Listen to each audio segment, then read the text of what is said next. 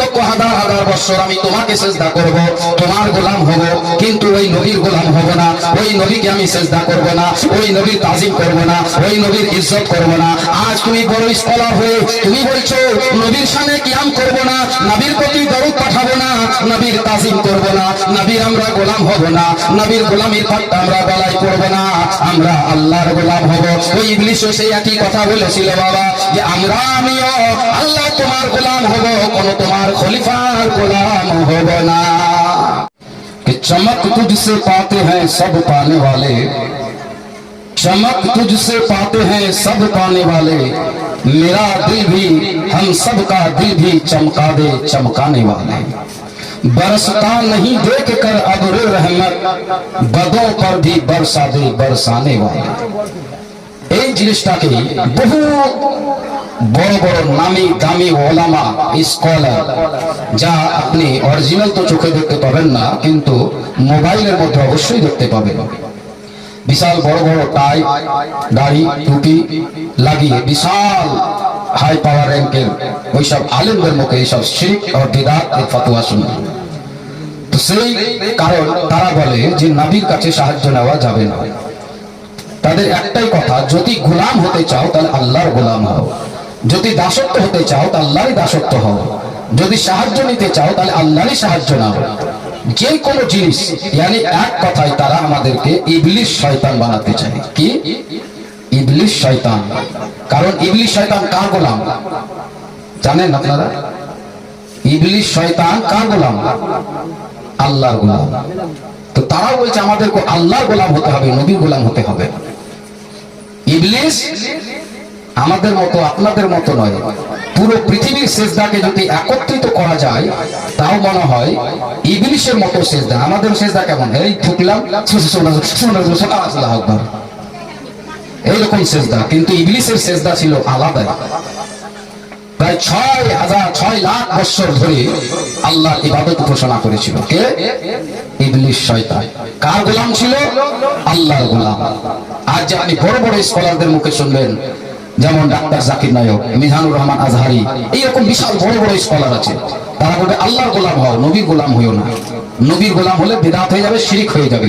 তো ইবলিসও বলেছিল ইলাহ রাব্বুল আলামিন, আমি তোমার গোলাম, আদমের গোলাম নয়, আমি তোমার গোলাম। আমি এই আমি শব্দটাতে জানেন কত রকম ঝামেলা আছে। আমি আনা, আই এম বেটার দ্যান আদম। এই আমি শব্দ দিয়ে আজ পুরো পৃথিবীর মধ্যে, শুধু আমাদের মধ্যেই নয়, পুরো পৃথিবীর মধ্যে ওই আমিটাতে এসে ফিতনা, ফাসাদ, ঝামেলা। আমি আছে, আমার সামনে কে বলবে? আমি বেশি বড়, আমার জমি, আমার বিঘা, আমার টাকা, আমি হচ্ছে আমি। এটাই সে বলেছিল আমি আদমের থেকে উত্তম। কে বলেছিল? ইবলিস। সেজদা করছিল, আদম চোখের সামনে দেখলো, মাটি আনলো, কাদাতে পরিণত হলো, একটা পুতলা তৈরি হলো, মুজাসসমা হযরত আদম আলাইহিস সালামের। ইবলিস স্বচক্ষে দেখছে। তারপরে তাতে জান রূহ ফোকা হলো। তারপরে ফেরেশতাদেরকে বলল সিজদা করো। এবার সিজদা তো আল্লাহকে করা হতো। ইবলিস, আর দেখবেন বেশি যারা জ্ঞানী গুণী হয়ে যায়, যাদেরকে আপনারা বেশি সম্মান দিতে লাগবেন, তাদের মধ্যে একটা আমি শব্দ তৈরি হয়ে যায়। তো ইবলিস মানা করলো, সব ফেরেশতা সিজদা করলো, কিন্তু ইবলিস করলো না, কারণ সে জ্ঞানী গুণী ছিল। আর সে আমাদের মতো লুচ্চা পুচ্চা একটা ছোটখাটো মৌলবি ছিল না। মুআল্লিমুল অধ্যাপক, yani সমস্ত ফেরেশতাদের শিক্ষক ছিল কে? ইবলিস শয়তান। এটা আমি বলছি না, এগুলো আমার কথা না, এগুলো আল্লাহর কথা। আল্লাহ আমাদেরকে বলে বুঝিয়ে দিয়েছেন। দেখুন সূরা বাকারার মধ্যে, আপনি সূরা বাকারায় প্রথম পারাতেই পাবেন। আল্লাহ পাক বলেছেন, কি বলেছেন শুনুন। وَإِذْ قَالَ رَبُّكَ لِلْمَلَائِكَةِ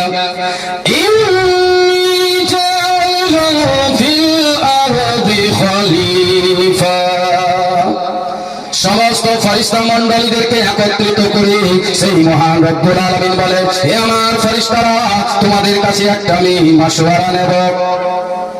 দেখেন, আল্লাহ চাইতে বড় কেউ আছে? আল্লাহ যদি আপনাকে বলে জান্নাতি, তো কেউ বলতে পারবে জাহান্নামী? আপনাকে যদি জাহান্নামে ফেলে দেখে জান্নাতে নিয়ে যেতে পারবে? আল্লাহ যদি পাপী তাপী গুনহেগার বান্দাকে জান্নাতে দিয়ে দেয় আর একটা নেককার পরেজগার মুত্তাকি ঈমানদার বান্দাকে যদি জাহান্নামে দিয়ে দেয়, আপনার বলার কিছু আছে? আল্লাহর আগে কিছু বলতে পারবে? আল্লাহ এত বড় সর্বশক্তিমান হয়ে সমস্ত ফারিস্তাদের মাশওয়ারা দিচ্ছে। মাশওয়ারা মানে বুঝেন তো? মাশওয়ারা মানে বুঝেন তো? যে আমাকে সাহায্য করো, আমি এই কাজটা করতে যাচ্ছি, তো কি করলে ভালো হয়? আপনাদের মধ্যে আছে?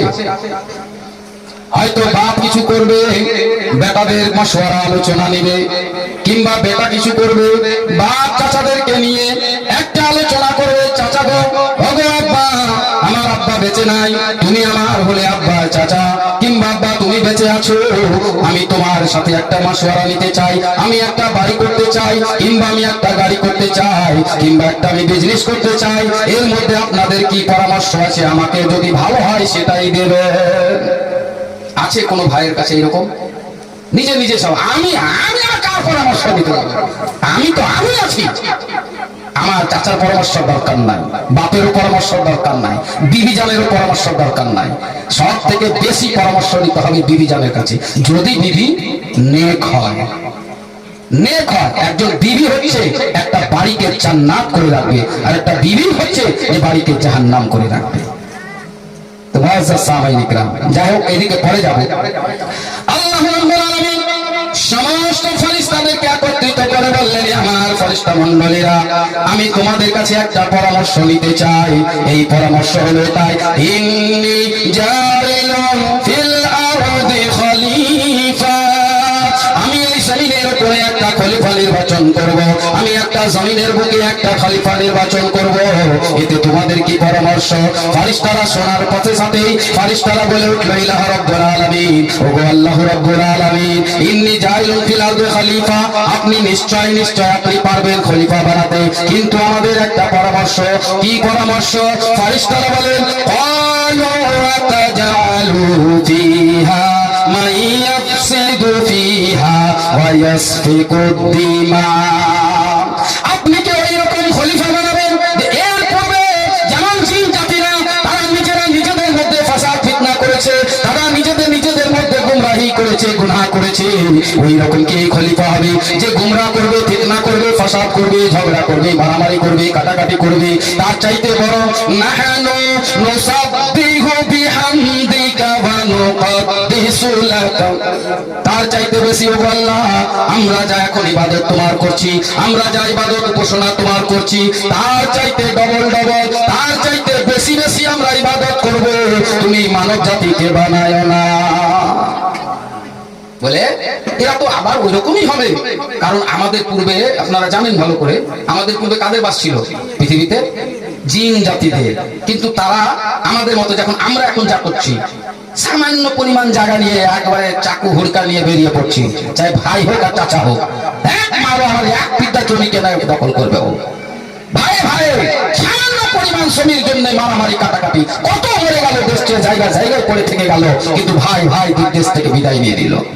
এমনও জায়গা আছে যে জায়গার কারণে ভাই যুদ্ধ করে দুই ভাই মারা গেছে, গ্রামবাসীরা ওই জায়গাতেই তাদেরকে দুজনকেই দাফন করে রেখেছে, গোরস্থানে দাফন করে। এই জায়গার জন্য তোমাদের এই পরিণতি, আর তোমরা এখানেই থাকো, দুই ভাইকে এক জায়গাতেই ওই জায়গাতেই দাফন করে রাখা হয়েছে। বহু আছে এইরকম। ফেরেশতারা বললেন, ওই রকম জিন জাতিরা যেমন করেছিল, ওই জিন জাতিদের মতো যদি খলিফা নির্বাচন করো, আমরা ফেরেশতা তোমার বেশি করে আরো হামদসানা বয়ান করব। মানুষ তোমরা তুমি তৈরি করিও না। আল্লাহ রাব্বুল আলামিন বলেন, ইন্নী জাইলুন ফিল আরদি খলিফা, আমি যে জমিনের উপরে যে খলিফা নির্বাচন করব, তার ব্যাপারে আল্লাহ পাক বলছেন, ইন্নী আ'লামু মা লা তা'লামুন। হে ফেরেশতারা, আমি যা জানি তোমরা তা জানো না, কিন্তু ফেরেশতাদেরকে এটা চান্স দেওয়া হবে। সমস্ত ফেরেশতাকে বললেন, আমি যে খলিফা বানাবো তোমাদেরকে সেই চান্সটা দিব, যে তোমরা বেটার না আমার খলিফা বেটার। ফেরেশতাদেরকে বলছে, তোমরা ভালো না আমার খলিফারা ভালো? খলিফা বলতে আমাদেরকে বলা হয়েছে মানব জাতিরা ভালো, এটা তোমাদেরকে দেখাবো। আজ আমি তৈরি করি। আল্লাহ পাক তৈরি করলেন, সমস্ত ফেরেশতাদেরকে একত্রিত করলেন, আদম আলাইহিস সালামকে বসালেন, বলে এবার ফেরেশতারা তোমরা যা প্রশ্ন করার আছে তা প্রশ্ন করো আমার এই খলিফাকে। সমস্ত ফেরেশতারা প্রশ্ন করলেন, সমস্ত প্রশ্নের উত্তর গড়গড় করে একবারে বের করে বলে দিলেন আদম আলাইহিস সালাম। এবার আদম আলাইহিস সালাম যদি প্রশ্ন করে, সব চুপ, ফেরেশতা একটার উত্তর জানা নাই। তখন আল্লাহ রাব্বুল আলামিন ওই ফেরেশতাদেরকে বললেন, ফেরেশতারা বলো বলো এবার কে ভালো? তোমরা ভালো না সেই আদম আলাইহিস সালাম ভালো? কার জ্ঞান বেশি, কার ইলম বেশি? তখন সেই ফেরেশতারা বলেন, আল্লাহ রাব্বুল আলামিন যখন ওই আদম আলাইহিস সালামকে শিখিয়ে দিয়েছেন, ফাতালাক্কা আদামু মির রাব্বিহি কালিমাতিন ফাতাবা আলাইহি ইন্নাহু হুয়া তাওয়াবুর রাহিম। ফেরেশতারা স্বীকার করে, আল্লাহ তুমি আদম আলাইহিস সালামকে এত জ্ঞান দিয়েছো, শিক্ষা দিয়েছো যে আমাদের মধ্যে নাই। ওই জন্য আল্লাহ রাব্বুল আলামিন আমি এই মানব জাতিকে আশরাফুল মাখলুকাত বানিয়েছি, লাকাদ কাররামনা বনি আদমের তাজ পরিয়েছি এই মানুষদেরকে। ফেরেশতাদের চাইতে এই মানুষ উত্তম, হুর গেলেমানের চাইতে এই মানুষগণ হলো উত্তম, চাঁদ ও সূর্যের চাইতে মানুষ হলো সুন্দর, সমস্ত মাখলুকের চাইতে সুন্দর হলো মানুষ। সমস্ত মাখলুক আল্লাহ পাক যত মাখলুক তৈরি করেছে, সমস্ত মাখলুকের চাইতে এই মানুষকে ইজ্জত দান করেছেন, সম্মান দান করেছেন, আকল ও বুদ্ধি দান করেছেন, অন্তর মেধা দান করেছেন। আল্লাহ রাব্বুল আলামিন এই মানব জাতিকে চতুর চালাক করেছেন। এই মানব জাতির জন্য আল্লাহ রাব্বুল আলামিন সমস্ত 18,000 মাখলুকাতের মধ্যে বললেন, এই মানব জাতিকে আমি আশরাফুল মাখলুকাত বানালাম। সব এই মানব জাতির অধীনে করে দিয়েছে। আজ আপনি দেখুন তো, বড় বড় হাতি, বাঘ, আপনারা আপনাদের চাইতে 100 গুণা শক্তি বেশি, সেই সমস্ত জিনিসকে আপনারা গোলামে পরিণত করে নিতে পারছেন। কিসের জন্য? সির্ফ আল্লাহ রাব্বুল আলামিন। এবার আদম আলাইহিস সালামকে বললেন, এক জায়গায় বসিয়ে দিলেন। ওই ইবলিস মুআল্লিমুল আধিয়াপাক, সমস্ত ফেরেশতাদের সরদার, সমস্ত ফেরেশতাদের মাস্টার, জান্নাতের ঝুলাতে ঝুলতো। ফেরেশতারা কেউ হাত টিপত, কেউ পা টিপত, কেউ জান্নাতের আঙ্গুর নিয়ে, জান্নাতি ফল নিয়ে তাস্তারে ওই ইবলিস শয়তানকে খাওয়াতো। ওই ঝুলা ঝুলাতো, ফেরেশতা যেদিক দিয়ে যেত 70,000 ফেরেশতা ওই ইবলিসের পিছন পিছন যেত। এইভাবে ইবলিসের এত খিদমত করত, এত খিদমত করত। কিন্তু যখন আল্লাহ রাব্বুল আলামিন ওই ইবলিস সমেত সমস্ত ফেরেশতাদেরকে হুকুম দিলেন, কি হুকুম দিলেন? ওয়া ইয কুল্লা লিল মালাইকাতি ইসজুদু লি আদম ফাসাজাদু ইল্লা ইবলিস। আল্লাহ রাব্বুল আলামিন বলেন, ওয়া ইয ক্বালা রাব্বুকা ওয়া ইয কুল্লা লিল মালাইকাতি ইসজুদু লি আদম ফাসাজাদু।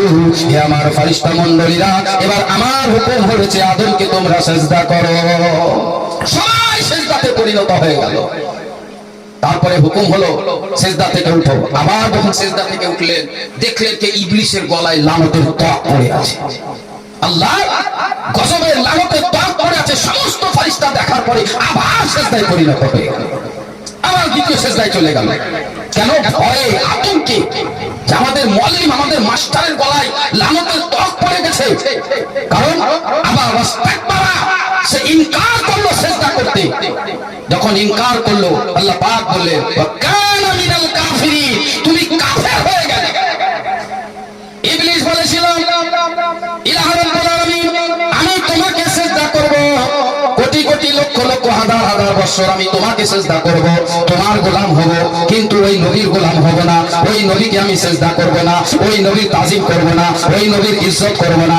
আজ তুমি বড় স্কলার হয়ে তুমি বলছো নবীর সামনে কিয়াম করব না, নবীর প্রতি দরুদ পাঠাবো না, নবীর তাজিম করব না, নবীর আমরা গোলাম হব না, নবীর গোলামির পাট্টা আমরা গলায় পরব না, আমরা আল্লাহর গোলাম হব।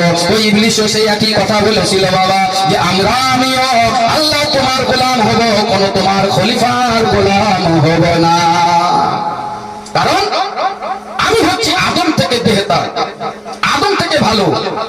আমি খলকতানি, আমি হচ্ছি আগুন দিয়ে তৈরি, আর তুমি আদমকে করলে মাটি দিয়ে তৈরি। আমার সামনে তার কোন হাইসিয়ত আছে? আমি তাকে কেন সিজদা করব? ভাই আমার, এবার মিলিয়ে নিন। আমি আয়াত পড়েছি অন্য, কিন্তু এই কথাটা চলে আসলো এই কারণে যে নবী গোলাম হবে না বলেছে বলে। তো সেই একই কথা তো ইবলিসও বলেছে। তাহলে তার পরিণতি কি হয়েছে? এবার তুমি ভাবো তোমার পরিণতিটা কি হবে।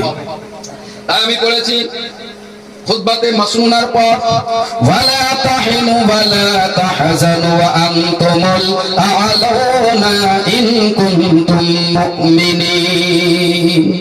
নবী গো, আপনি বলুন এদেরকে কারণ আল্লাহ পাক জানেন যে আমার এই উম্মত বর্গরা লাগি কমজোর দুর্বল, তারা সব দিক দিয়ে দুর্বল, ইমানের দিক দিয়ে দুর্বল, নামাজের দিক দিয়ে দুর্বল, তাহাজ্জুদের দিক দিয়ে দুর্বল, রোজার দিক দিয়ে দুর্বল।